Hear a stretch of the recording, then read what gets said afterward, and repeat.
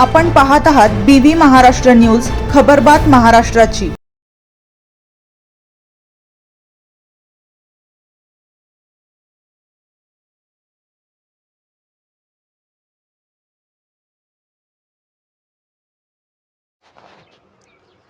नाफेड कांदा खरेदीतून कांद्याचे भाव पाडणाऱ्या भोंदू अशोक खरातला कडक शिक्षा करा, व्यंगचित्रकार किरण मोरे यांची मागणी।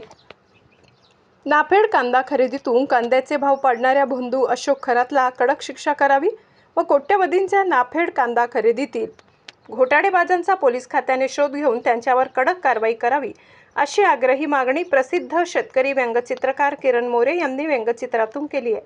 केंद्राच्या किंमत स्थिरीकरण निधी अंतर्गत करण्यात आलेल्या कांदा खरेदीत हजारो कोटींचा घोटाळा झाल्याचा आरोप होत असतानाच यात भोंदू अशोक खरातचे नाव पुढे आले आहे।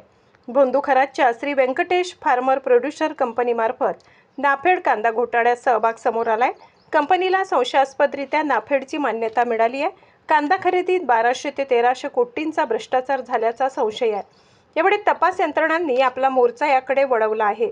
नाफेडच्या भ्रष्ट साखळीचे धागेदोरे अधिक गडद झालेत।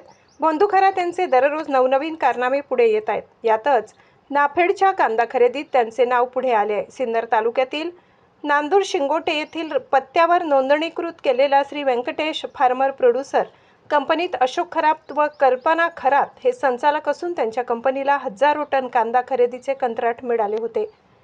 व्यंकटेश फार्मर प्रोड्युसर असेच ईशान्येश्वर फार्मर प्रोड्युसर या नावाने कंपन्या स्थापन केल्या।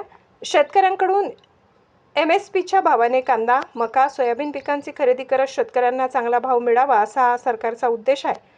मात्र या खरातने ज्या फार्मर प्रोड्युसर कंपन्या स्थापन केल्या त्या कंपन्यांनी शेतकऱ्यांकडून माल न घेता तो थेट व्यापाऱ्यांकडून घेतला, तो NCCF व नाफेडला विक्री दाखवला। या प्रकरणात खरातला राजकीय नेते तसेच नाफेड व NCCFच्या अधिकाऱ्यांची मदत झाली असल्याचा आरोप व्यंगचित्रकार किरण मोरे यांनी केलाय। या प्रकरणात नाफेड आणि NCCFच्या काही मोठ्या अधिकाऱ्यांनी खरातला मदत केल्याचे समोर येत आहे। हा केवळ आर्थिक घोटाळा नसून तो शेतकऱ्यांच्या घामाच्या पैशावर मारलेला दरोडा असल्याची भावना किरण मोरे यांनी व्यक्त केली आहे। BV न्यूज महाराष्ट्रासाठी संपादक विनायक इनामदार।